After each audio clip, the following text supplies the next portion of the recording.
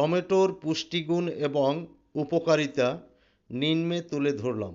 আসসালামু আলাইকুম ওয়া রাহমাতুল্লাহ।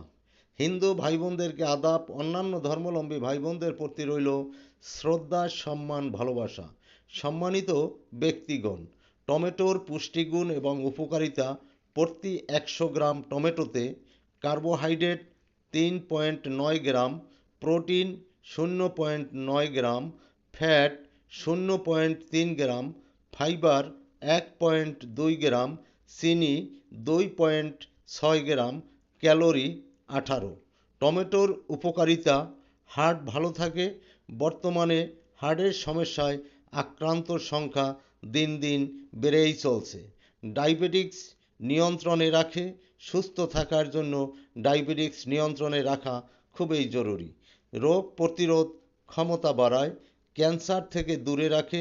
টমেটোতে থাকে ক্যান্সার বিরোধী বৈশিষ্ট্য। সকল প্রাণপ্রিয় ভাই বোন বন্ধুদেরকে টমেটোর গুণাবলী এবং পুষ্টিগুণ সবাই জেনে রাখবেন, যাতে কোন খাদ্যে কী ধরনের গুণাবলী আছে সব কিছু জেনে রাখা ভালো।